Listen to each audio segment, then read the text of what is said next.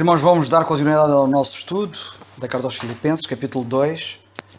O nosso irmão David Venâncio vai ler desde o versículo 1 até ao versículo 11, por favor. Diz assim a palavra do Senhor. Portanto, se há algum conforto em Cristo, se há alguma consolação de amor, se há alguma comunhão no Espírito, se há alguns entranháveis afetos e compaixões, completai o meu gozo, para que sintais o mesmo, tendo o mesmo amor, o mesmo ânimo, sentindo a mesma coisa. Nada façais por contenda ou por vanglória, mas por humildade. Cada um considera os outros superiores a si mesmo. Não atente cada um para o que é propriamente seu, mas cada qual também para o que é dos outros.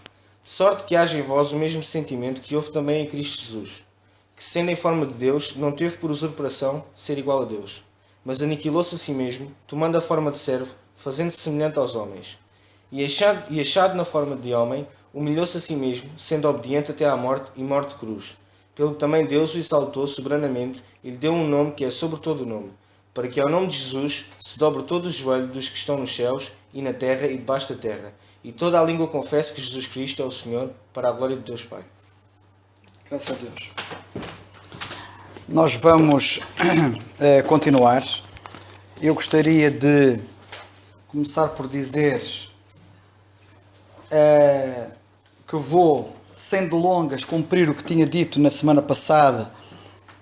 E quero apenas recordar que na semana passada nós falamos sobre a iliteracia bíblica e a falta de conhecimento que existe, infelizmente, biblicamente, acerca do significado de termos bíblicos, de expressões bíblicas, de palavras bíblicas, e a importância que há em nós estudarmos as Escrituras para conhecermos esse mesmo significado. Citei alguns exemplos. Vimos alguns exemplos e de dois desses exemplos ainda vou querer fazer uma breve referência de passagem. Vamos nos situar ainda no versículo 6, nós vimos na semana passada o 5 e o 6, nós vamos nos situar ainda no versículo 6, vamos ainda nos situar sobre a divindade do Senhor Jesus Cristo, que é uma coisa muito importante, é muito importante que tenhamos convicções profundas e um esclarecimento profundo acerca desta verdade, e eu ia então começar por citar o que está no versículo 10, que diz assim: para que ao nome de Jesus, portanto, depois de lermos acerca dos degraus que o Senhor Jesus Cristo desceu na escada da humilhação, como eu referi na semana passada, e depois dele subir a escada da exaltação, no versículo 10, lemos: para que ao nome de Jesus se dobre todo o joelho dos que estão nos céus e na terra e debaixo da terra. E eu gostava que comparasseis este versículo com Isaías capítulo 45 e versículo 23. No livro do profeta Isaías, no capítulo 45 e no versículo 23, nós lemos assim. Isaías 45, versículo 23. Já agora, para que possais ver a força desta porção das Escrituras, vamos começar no versículo 21, que diz assim: anunciai e chegai-vos, e tomai conselho todos juntos. Quem fez ouvir isto desde a antiguidade? Quem desde então anunciou? Porventura não sou eu, literalmente, Jeová? Que aqui a nossa versão diz o Senhor. Não sou eu o Senhor, que é o Senhor Jeová. E não há outro Deus, é Deus que está a falar. Porque o Senhor Jeová é Deus. E não há outro Deus senão eu. Deus justo e salvador. Não o há fora de mim. Olhai para mim e sereis salvos todos os termos da terra. Porque eu sou Deus e não há outro. Versículo 23. Por mim mesmo tenho jurado, que é o mesmo Deus que está a falar, o tal que é o único. Por mim mesmo tenho jurado. Saiu da minha boca a palavra de justiça e não tornará atrás, que diante de mim se dobrará todo o joelho e por mim jurará toda a língua. E eu pergunto, quem é? O que é que diz a nossa passagem em Filipenses? É o Senhor Jesus Cristo. É este grande Deus, o verdadeiro Deus, que não teve por usurpação ser igual a Deus e se fez homem, humilhando-se e vindo a este mundo. É Ele que está aqui a falar. É Ele mesmo. Portanto, eu queria que comparasseis o versículo 10, que nos fala acerca do facto de que todo o joelho se dobrará dos que estão nos céus, na terra e debaixo da terra, e é isso exatamente que nós lemos que farão acerca de Jeová, do Senhor Deus Jeová, em Isaías, no capítulo 45. Bem, eu comecei por aqui simplesmente porque eu tinha tinha prometido, e se eu não falasse nisto agora, eu depois vou enverdar por outros caminhos que depois dificilmente lá chegaria, penso eu. Pelo menos hoje. O que eu queria agora, então, referir era o seguinte. Bem, em primeiro lugar, houve alguém que, tendo ouvido o estudo desta passagem gravado, me disse que não tinha percebido muito bem a questão da adoção. Deixai-me dizer o seguinte, isto às vezes é difícil de explicar, mas particularmente quando nós entramos em detalhe na explicação de um assunto, porque nós descemos muito ao detalhe e estamos preocupados em falar no detalhe, perdemos por vezes a perspectiva global da coisa, e é isso que eu não quero que aconteça. Isto em termos resumidos, para de uma assentada ou em duas penadas, como se costuma dizer, poder explicar esta questão da adoção, basta dizer o seguinte, resumidamente. O conceito bíblico da verdade da adoção de filhos é diferente do conceito popular que a nossa cultura tem da adoção de filhos.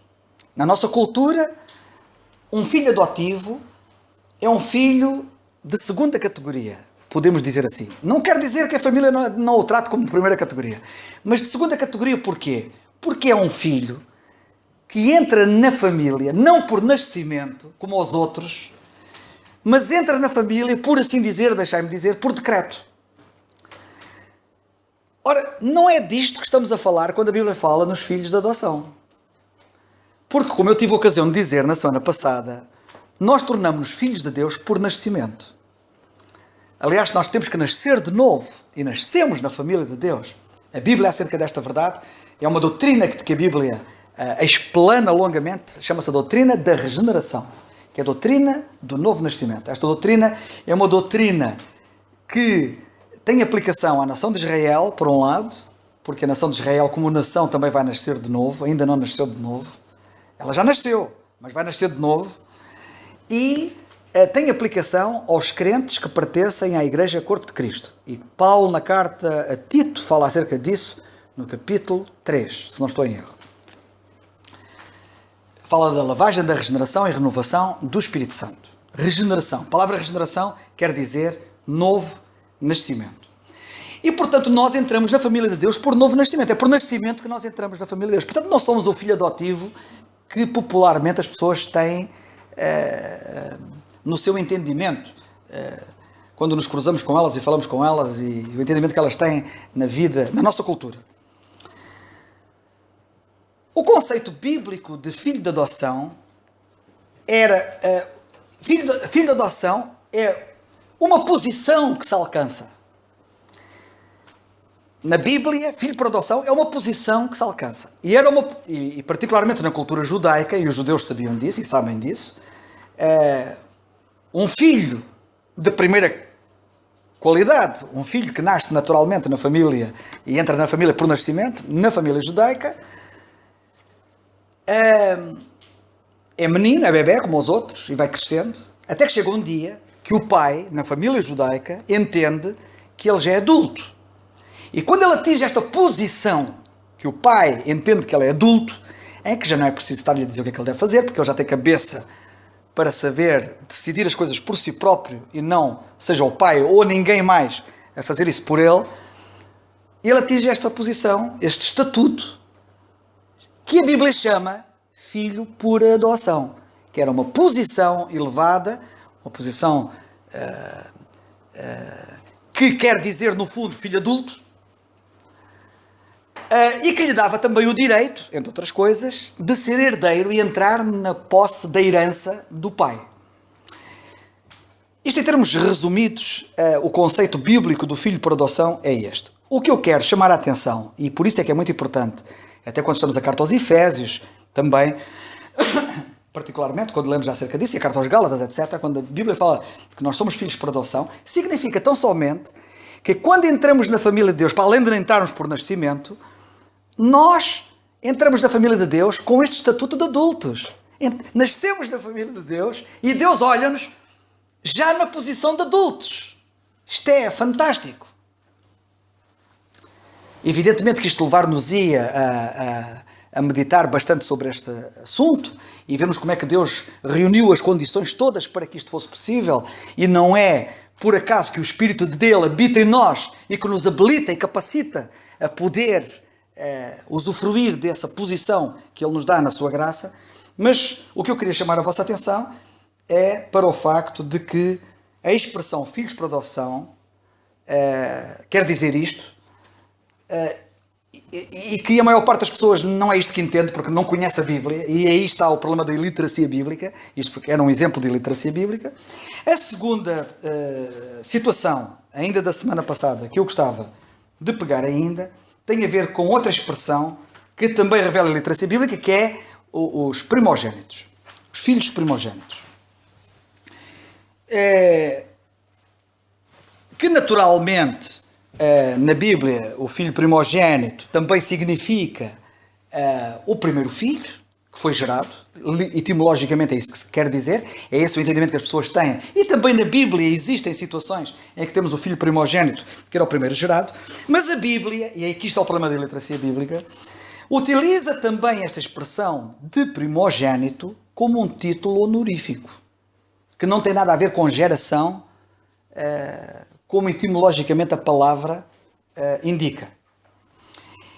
Eu expliquei na altura essa situação, e eu gostava que agora abrissem a Bíblia, por favor, em Colossenses capítulo 1, uma passagem que eu então referi, mas eu gostava que vocês agora olhassem bem para esta passagem, que diz assim, versículo 15.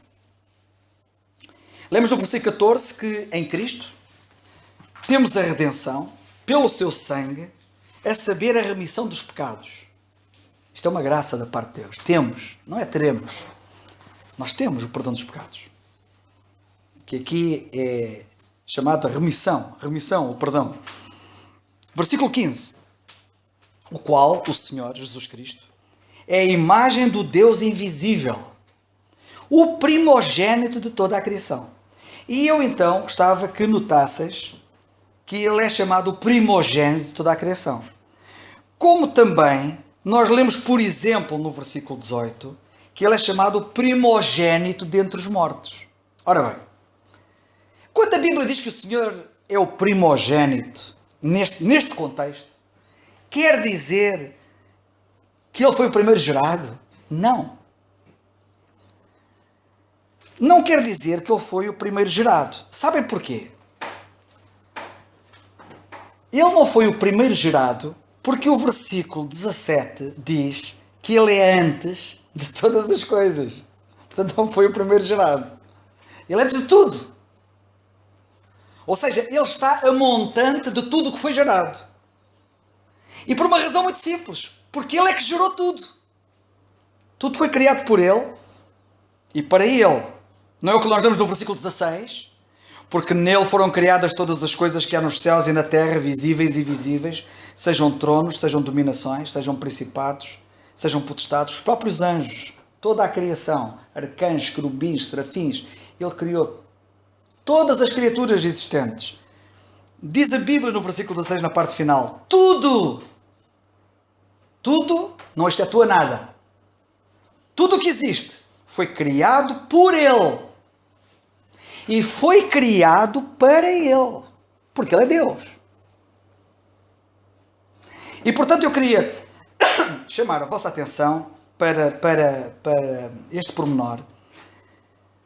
Porque primogênito não quer dizer nada primeiro gerado, neste caso. E há outros casos também, e eu citei isso na semana passada, e dei exemplos. Mas eu gostava que neste contexto reparasseis que depois ele também é chamado primogênito dentre os mortos. E naturalmente primogênito dentre os mortos, se como primogênito de toda a criação alguém poderia, por má informação, por mau esclarecimento, por iliteracia, por analfabetismo bíblico, sugerir ou pensar que ele teria sido o primeiro gerado, que não é isso que quer dizer, como nós já vimos e vamos ver melhor, é muito menos primogênito entre os mortos. O primogênito, como é que está escrito no versículo 18? O primogênito entre os mortos.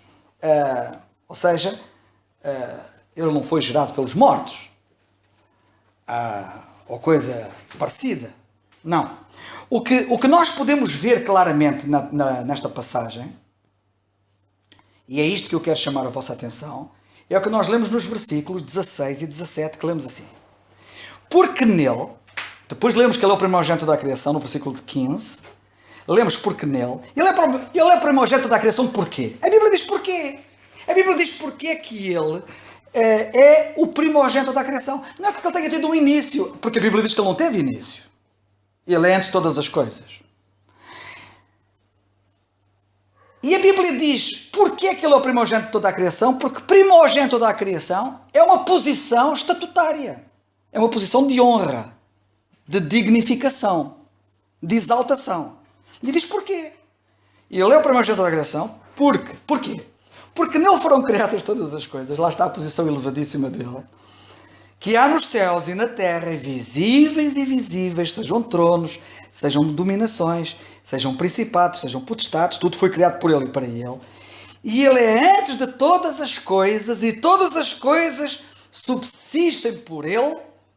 E ele, versículo 18 agora, é a cabeça do corpo da igreja, é o princípio e o primogênito dentre os mortos. Ele é isto tudo para quê? Para que em tudo tenha a preeminência. Esta é a grande razão, para que em tudo ele tenha a preeminência. É um título de preeminência.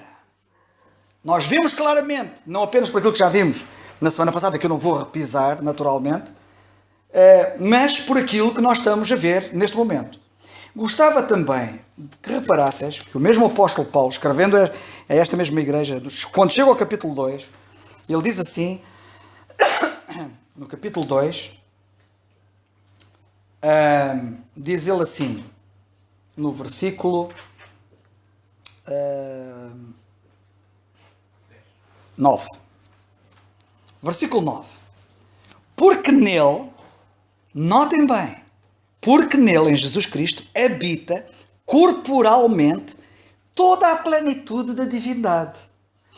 São muitos os grupos religiosos, infelizmente, ou alguns grupos religiosos, no mínimo, que, ou eu diria, são muitos os religiosos, que procuram diminuir a pessoa do Senhor Jesus Cristo.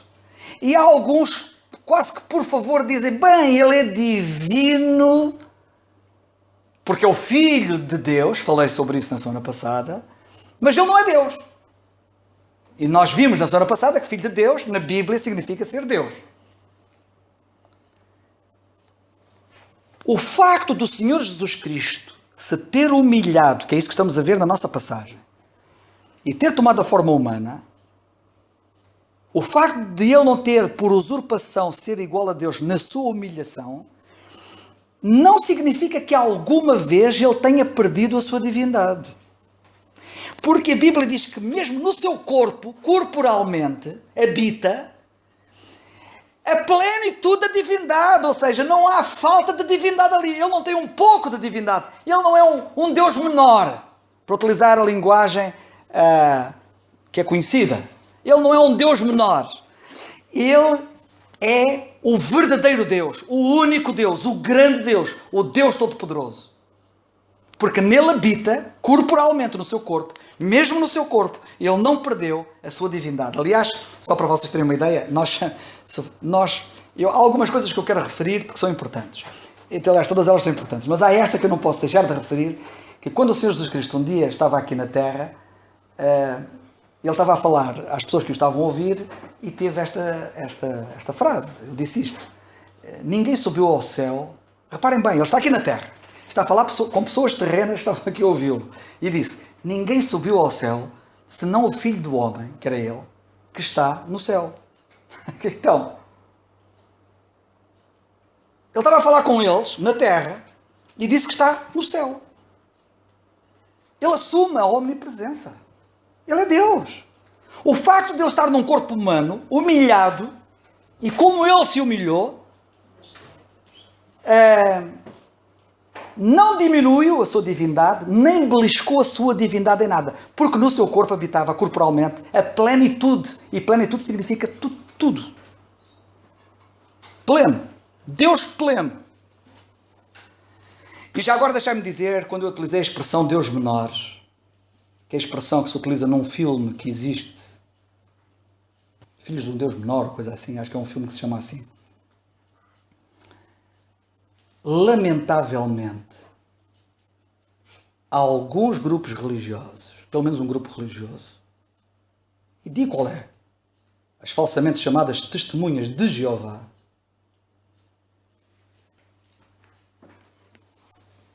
como não se conseguiam segurar numa Bíblia normal, com as suas falsas doutrinas, tiveram que fazer a sua própria Bíblia. E ainda bem que não lhe chamaram Bíblia. Chamaram-lhe Tradução do Novo Mundo das Sagradas Escrituras. E que está toda adulterada, truncada, alterada, com muitas faltas de versículos nela. E para poderem ter uma ideia, em João no capítulo 1, versículo 1, que eu também citei na semana passada, quando lemos, no princípio era o Verbo estava com Deus e o Verbo era Deus, eles tiveram a ousadia de escrever Deus com letra pequena. Porque para eles Jesus é um Deus menor. Prezados irmãos, em Jesus, até no seu corpo, ou seja, naquilo a que nós poderíamos dizer que ele estaria diminuído, aparentemente, habita corporalmente toda a plenitude da divindade. Jesus não é um Deus menor. E nós vamos ver algumas passagens, porque isto é muito importante nós estarmos seguros nesta matéria. Já agora, sobre primogênito, e depois de ter dito isto sobre primogênito, vamos avançar. Êxodo capítulo 4, versículo 22, para vocês poderem confirmar isto que eu acabei de dizer. E eu espero que isto possa contribuir de alguma forma para combater a iliteracia bíblica, o analfabetismo, a falta de conhecimento que as pessoas têm acerca do significado das palavras e dos termos na Bíblia. Em Êxodo, no capítulo 4, nós lemos assim, no versículo 22. Versículo 22 do capítulo 22. Versículo 22 do capítulo 4. Então dirás a Faraó: assim diz o Senhor. Sabem o que é que Moisés ia dizer a Faraó? Que Deus disse para ele dizer a Faraó, o Senhor Jeová disse para ele dizer a Faraó o seguinte: Israel, que é a nação de Israel, é meu filho, é meu primogênito. Já viram como é que a nação de Israel é chamada meu primogênito do Senhor? Então, não podia ser um filho normal, não podia ser primogênito, o conceito popular do termo. Significa, vais dizer a Faraó, que é apenas o chefe da maior potência da atualidade, a nação número 1 no mundo, a que está por cima de todas, a maior potência, vais-lhe dizer que acima deles, Israel está acima deles. Porque é meu primogênito, tem um título de honra, de dignificação superior. Aliás, deixai-me dizer que, dito de outra maneira, como é que é dizer? É um título de superioridade. Primogênito é um título de superioridade. E eu quero que vocês notem isto. Nós temos mais passagens na Bíblia sobre esta matéria, mas é só para vocês poderem ver como a própria nação, que é uma nação, não é uma pessoa, a nação de Israel é chamada meu filho, meu primogênito, no sentido de ter uma posição de superioridade em relação, neste caso, ao Egito, a Faraó. Outra passagem que eu gostava que vocês lessem encontra-se em Hebreus, no capítulo 12, carta aos Hebreus, capítulo 12.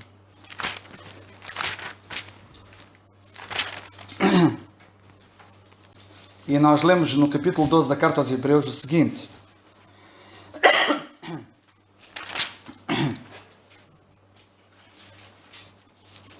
lemos assim, o versículo 21 diz assim: e tão terrível era a visão que Moisés disse: estou todo assombrado e tremendo. Mas chegastes ao monte Sião e à cidade do Deus vivo, à Jerusalém celestial, não terrena, à Jerusalém celestial, e aos muitos milhares de anjos. Chegastes aonde? À universal assembleia e igreja dos primogênitos.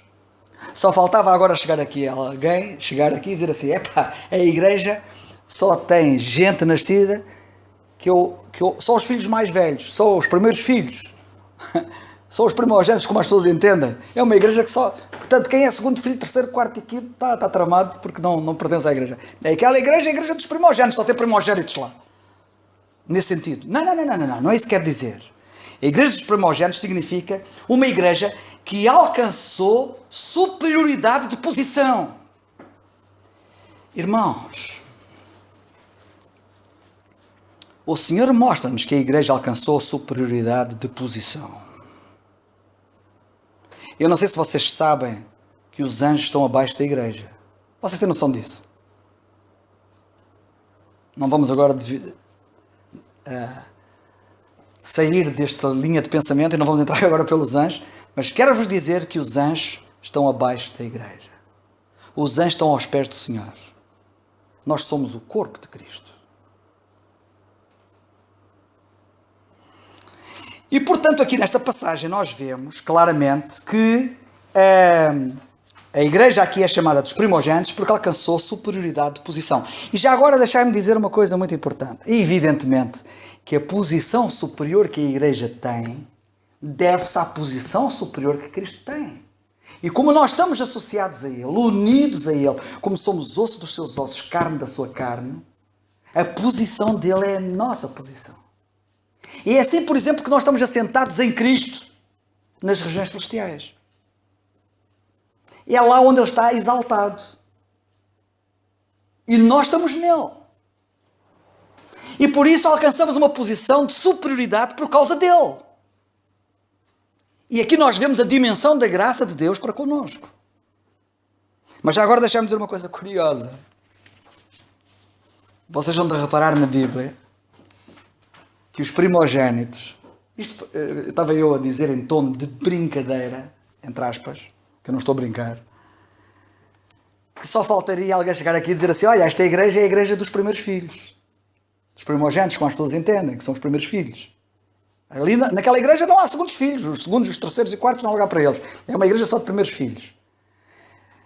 Para além disso não fazer sentido, naturalmente, né? E daí a brincadeira, há outra coisa que é curiosa. Na Bíblia, os primogênitos, e aqui entenda-se, os primeiros filhos, eram normalmente perdidos. Normalmente eram perdidos. E começa logo com o primeiro casal. O primeiro filho era perdido. Caim. E vocês também conhecem a história do filho pródigo, não conhecem? E sabem qual era a situação do mais velho? Ao longo da Bíblia nós vemos isto.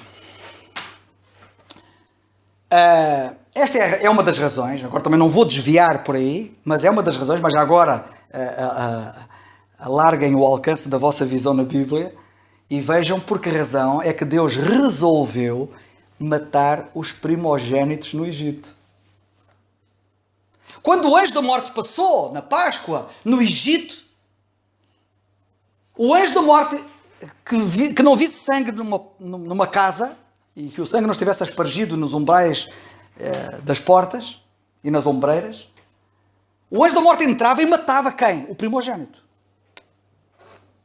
Porque normalmente o primogênito na Bíblia, e nós vemos isso em vários exemplos, o primogênito era perdido. E porquê que normalmente o primogênito é perdido na Bíblia? Porquê? Para mostrar a necessidade da pessoa nascer de novo. Tem que nascer de novo. E uma pessoa que nasce só uma vez está perdida. Este é um outro pensamento que naturalmente precisaríamos de tempo para pensar nele, mas deixo o pensamento no ar para vocês refletirem, se quiserem, sobre este assunto.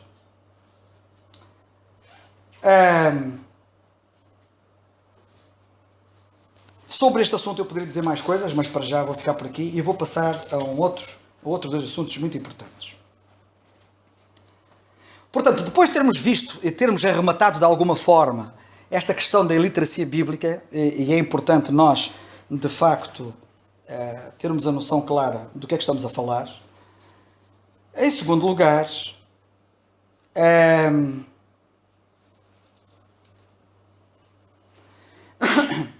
quero-vos mostrar a importância de percebermos como Jesus é Deus.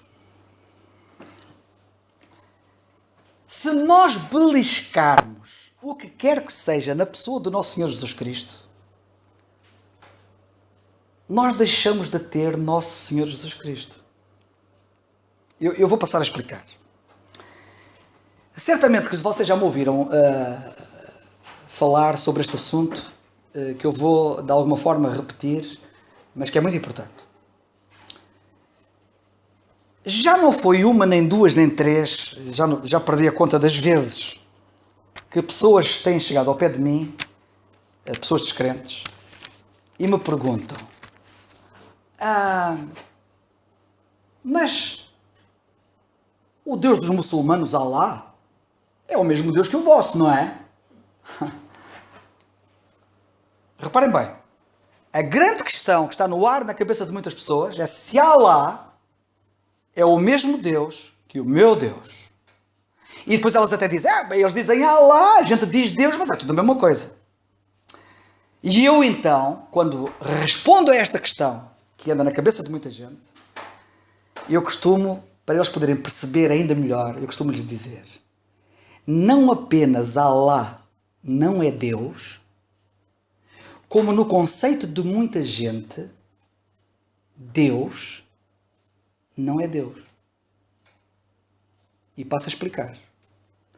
Quantas pessoas há que dizem que creem em Deus? E quando eu digo isto, e quando elas dizem isso, elas pronunciam como eu pronuncio. Dizem Deus. Escrevem como eu escrevo. Com 4 letras. D-E-U-S. E soletram Deus. E, no entanto, o ser que eles pensam não é o meu Deus. Porquê? Antes de eu dizer porquê. Então, e como é que eu sei? Então, isso aí baralha-me. Não baralha nada. É só para vos mostrar uma coisa muito importante, que eu sei que Deus, nós podemos estar-nos a referir a Deus por God, como dizem os ingleses, e eu digo Deus, e estarmos a falar da mesma pessoa. Mas estou-vos a mostrar que mesmo utilizando a mesma palavra e dizendo ou soletrando-a da mesma maneira, podemos estar a pensar em seres diferentes. E a pergunta é, então, e qual é o conceito correto de Deus? Só há um, queridos irmãos. É o conceito bíblico. É o que está revelado na Bíblia. Deus criou os céus e a terra. Ele é o Criador de todas as coisas e nada existe sem Ele. Ele é antes de todas as coisas, como nós lemos. Ele criou tudo, o nosso Senhor Jesus Cristo. E Ele também nos deixou a sua palavra. Pelas coisas que estão criadas sabemos que Ele existe, mas não sabemos quem Ele é. E só sabemos quem Ele é, como é que Ele se chama e as características e os atributos que Ele tem pela revelação que Ele de si mesmo faz na sua palavra. E, portanto, a ideia mental que as pessoas têm na sua cabeça, ou melhor, a ideia mental que é transmitida às pessoas pela palavra de Deus, pode não corresponder à ideia que a Bíblia transmite acerca de Deus. E vou ser mais claro ainda. Por exemplo, há um indivíduo que diz, eu também creio em Deus. Como quem diz, tu acreditas em Deus? Eu também acredito em Deus. Mas para esse indivíduo o inferno não existe. Mas o Deus em que eu acredito, o inferno existe. Estão a ver? Isto é apenas um exemplo. Para pegar assim num exemplo extremo. Portanto, se o Deus deles, para o Deus dele, que ele diz que é Deus, não existe inferno, não é verdade? O Deus dele é só amor, não tem justiça. Não é o meu Deus. Porque o Deus que a Bíblia fala é um Deus justo. além de ser um Deus de amor. E fala de inferno. E por isso a ideia correta que nós temos de Deus é a ideia que a Bíblia nos transmite. Por isso é que estamos a estudar a Bíblia. Estudamos a Bíblia exatamente para sabermos o que é que a Bíblia diz acerca de Deus. Não apenas acerca dele, mas aquilo que ele pensa acerca de nós e aquilo que ele espera de nós, que é o que temos vindo a fazer. E portanto, deixai-me dizer uma coisa muito importante. Se há alguém que diz que Jesus não é Deus, ou alguém que diz, agora estamos a basear-nos na nossa passagem, ou alguém que diz que Jesus é um Deus menor, porque ele tomou a forma humana, prezados irmãos, não estamos a falar do mesmo Jesus. Porque o Jesus de que a Bíblia fala, ao ter tomado a forma humana, não perdeu nada da sua divindade. Porque no seu corpo habita toda a plenitude da divindade. E eu quero chamar a vossa atenção para isto, que isto é muito importante. Esta é uma das verdades fundamentais da Bíblia. E agora quero passar à segunda questão, e depois vamos ficar por aqui, provavelmente hoje, para a semana vamos continuar. E que é o seguinte. Nós precisamos de saber o que é que define um crente.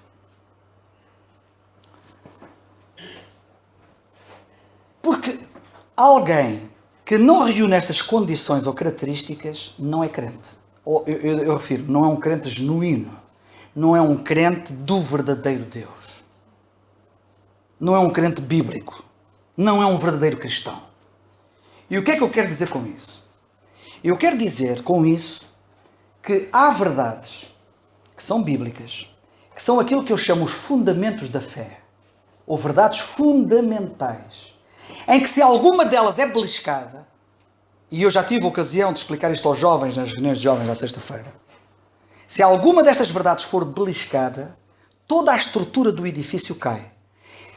É como se estivéssemos a falar de um edifício que tem várias colunas, em que todas elas são necessárias para aguentar a estrutura toda do edifício. E em que se uma das colunas cair, caem as outras todas. Ou se quiserdes de outra maneira, é como uma corrente. O cristianismo é comparado como que uma corrente de vários elos. E em que se partir um dos elos, não temos corrente. Deixamos de ter corrente. E se uma destas verdades fundamentais do cristianismo for beliscada, deixamos de ter cristianismo. E por isso são verdades inegociáveis. São verdades fundamentais. Há uma série de outras verdades bíblicas que eu chamarei de secundárias. Há pessoas que às vezes, ao falarem sobre estas matérias, têm às vezes uns entendimentos que eu às vezes nem eu os entendo. Mas a verdade é que há verdades que não são fundamentais. Porque mesmo, e em que nessas verdades, que eu chamarei de secundárias, há liberdade de pensamento. E em que uma pessoa pode ter um entendimento dessa verdade, outra pode ter outro entendimento. Às vezes não, o entendimento não é igual, mas cuja diferença de entendimento não põe em causa o edifício.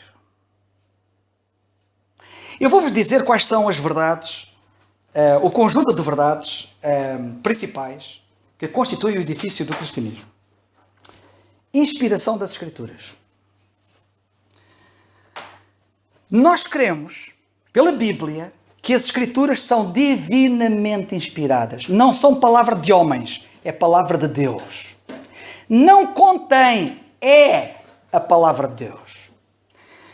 Ainda há dias, uma jovem colocou-nos aqui uma questão sobre a Igreja Católica, porque o atual Papa terá dito qualquer coisa. Já te lembras o que foi que ele disse, o Papa?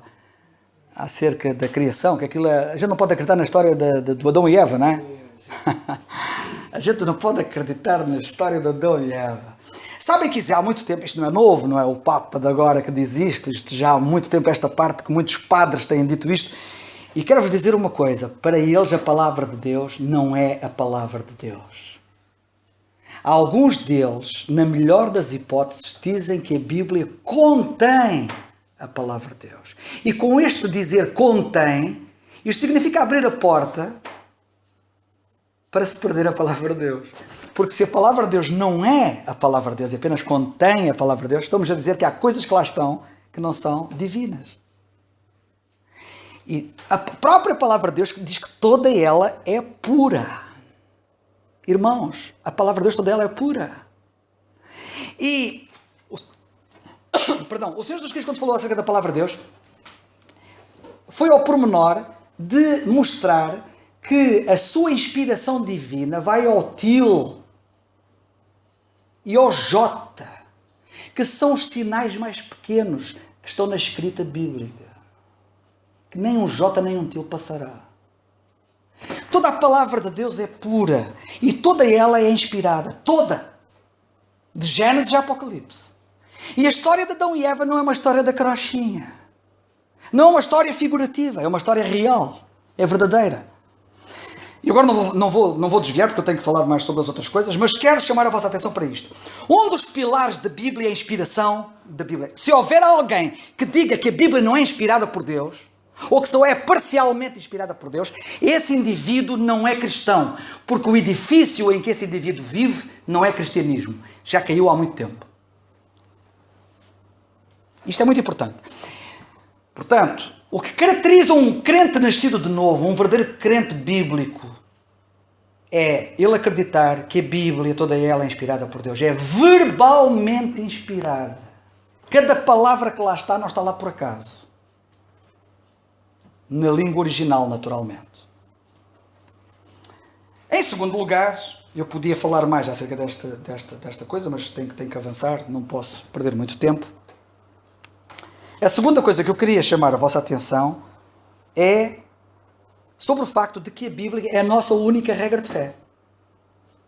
Esta é uma verdade fundamental. Nós não temos outra regra de fé.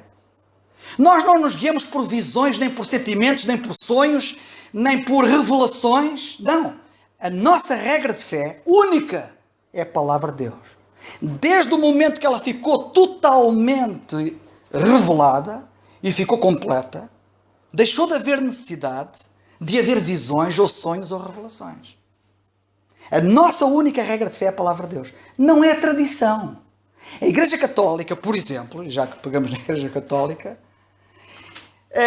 para eles, a tradição tem tanto valor quanto a palavra de Deus.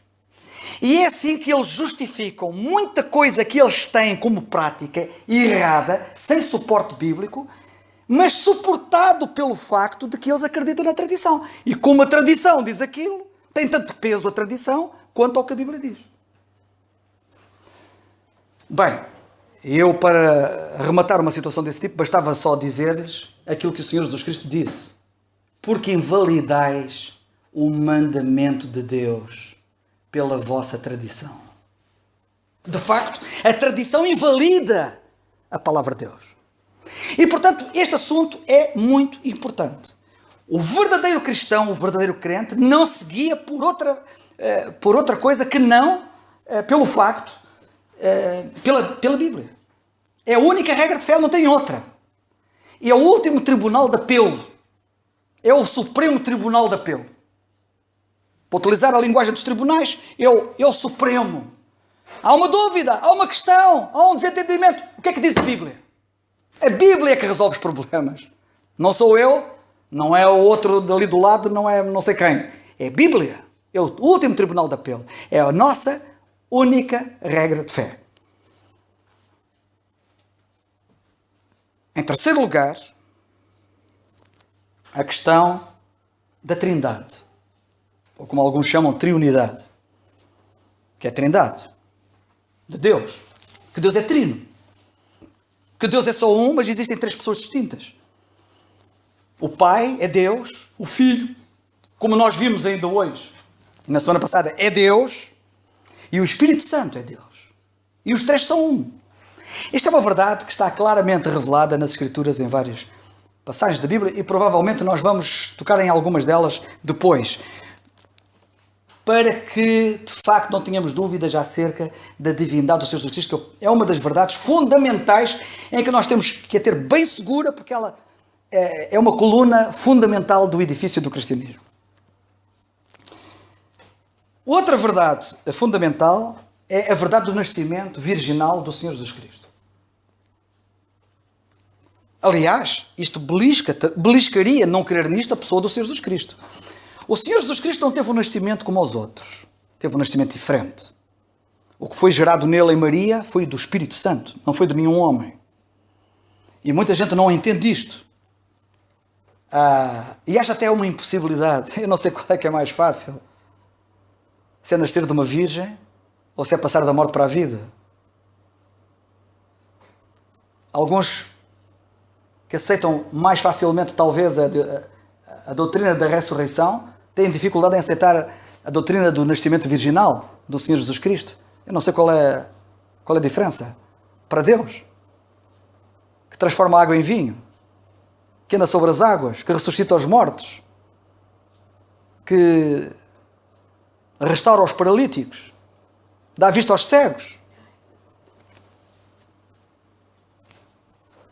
A doutrina do nascimento virginal é muito importante para percebermos quem é o Salvador. Se Jesus não tivesse tido o nascimento virginal, ele não podia ser o nosso Salvador. Negar o nascimento virginal do Senhor Jesus Cristo é negar a nossa própria salvação e a possibilidade de a termos. Porque só Ele, tendo essas características, poderia estar habilitado a poder salvar-nos e a ser o Salvador. Não vou entrar muito em detalhe acerca disto, mas há outra questão muito importante. A salvação é por graça, por meio da fé, não vem das obras. Esta é uma outra verdade, outro pilar do cristianismo. Dizer outra coisa é deitar o cristianismo todo abaixo. A salvação não é pelas obras. A Bíblia é clara acerca disso. O apóstolo Paulo diz na carta aos Efésios, capítulo 2, versículo 8, 9 e 10. Pela graça sois salvos, por meio da fé. Isto não vem de vós, é um dom de Deus, não vem das obras, para que ninguém se glorie. Porque somos feitura sua, criados em Cristo Jesus, para as boas obras, para as boas, não pelas, para as boas obras, as quais Deus preparou para que nós andássemos nelas. E naturalmente, o crer que a salvação é pela graça por meio da fé, mediante, naturalmente, a obra que Cristo realizou na cruz do Calvário ao dar a sua vida e ao ter ressuscitado ao terceiro dia. A verdade da morte expiatória do Senhor Jesus Cristo, a morte dele não foi uma morte normal, foi uma morte com valor expiatório. E a sua ressurreição é importante porque ela nos justifica perante Deus. Outra verdade muito importante é a segunda vinda dele.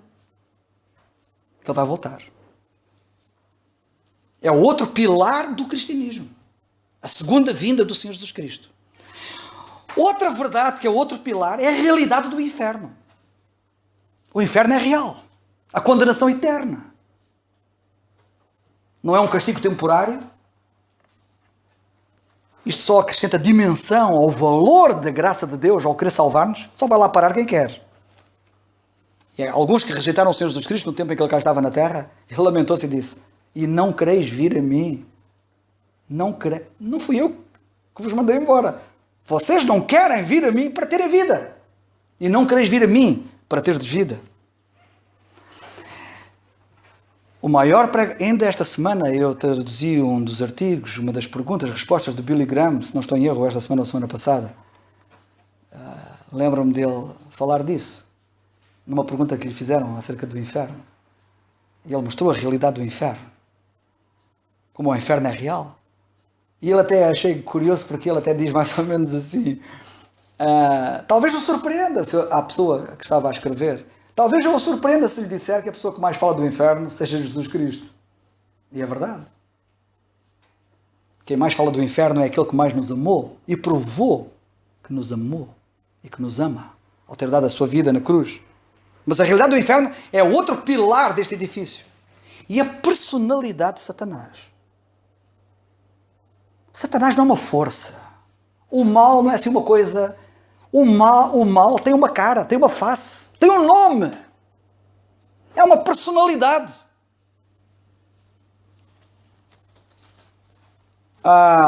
Isto são verdades muito importantes. Eu direi que são as verdades mais importantes. E é isto que define um cristão. E por isso, quando eu encontro um crente que crê nestas verdades, é meu irmão na fé. Pode ter diferenças de opiniões comigo acerca de outras coisas. Mas isso não afeta a nossa salvação. Isto é que nos salva. Isto, ou não, se não crermos nisto. Percebem? Isto é muito importante.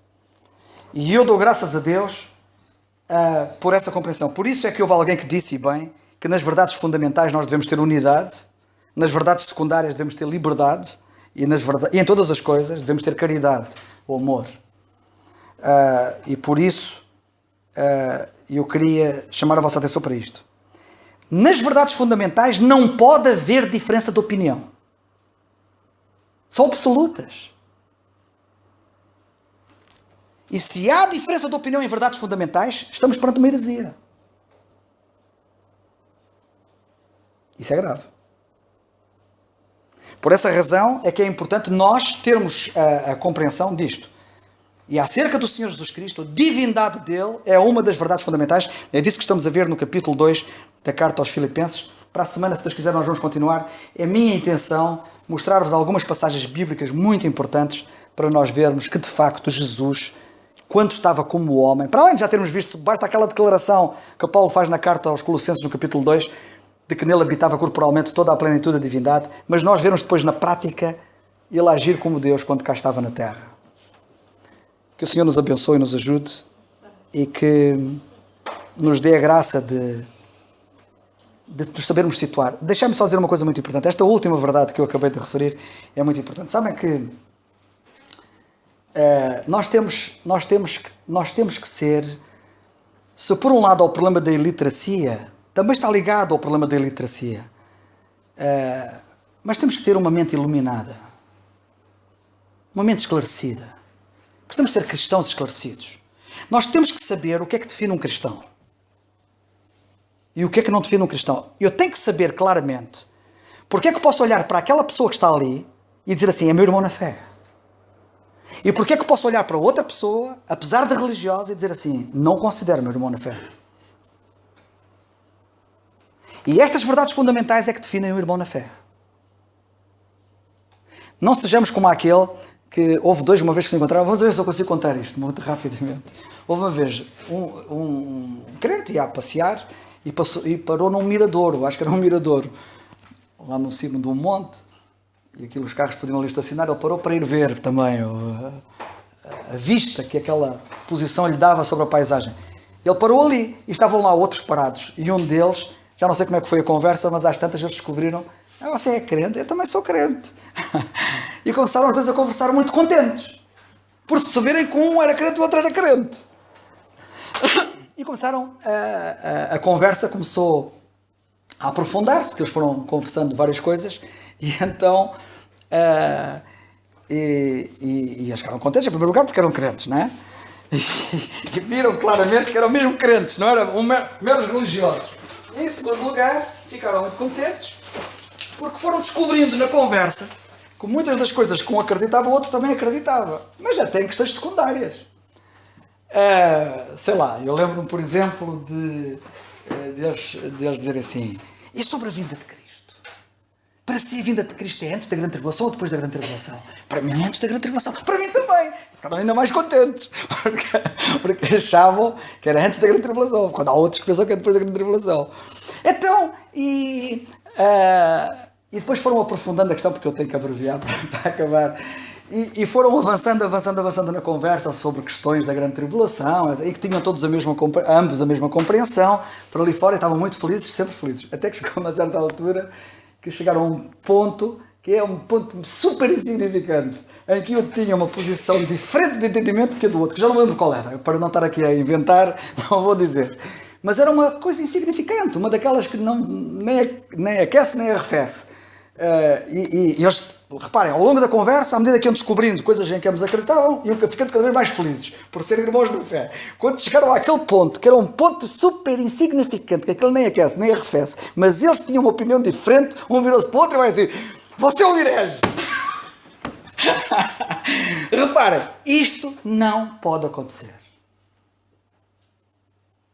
Nós temos que saber o que é um herege, verdadeiramente.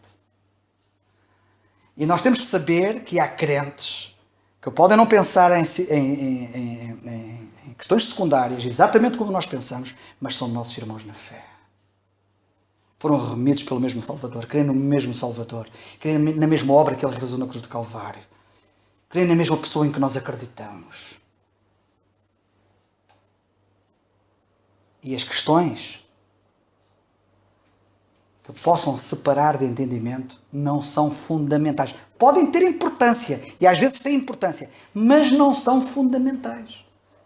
Não afetam a questão da salvação. E é muito importante que nós tenhamos isto em mente. Eu, por exemplo, quando encontro um crente verdadeiramente nascido de novo, fico contente. E pode estar numa denominação que eu não sou por denominações. Há quem seja. E faça questão disso. Mas isso não afeta a salvação. Mas fico contente porque ele é crente. E dou graças a Deus por isso. E nós temos que ter esta convicção. Ao longo da minha vida, particularmente, não só, mas ao longo da minha vida, em muitas situações, eu já fiz referência a isso, em viagens que eu fiz, até mesmo ao estrangeiro, eu procurei sempre crentes. E evidentemente eu não fui encontrar os crentes exatamente como eu, mas fui encontrar crentes. Tão crentes quanto eu. E quero-vos dizer que algumas das bênçãos maiores da minha vida, passei-as com eles. Já falei disso e não vou repetir. Deixamos dizer uma coisa, tenhamos a mente de Cristo. Não sejamos fariseus, porque há o perigo de nos podermos tornar fariseus. Que Deus nos abençoe.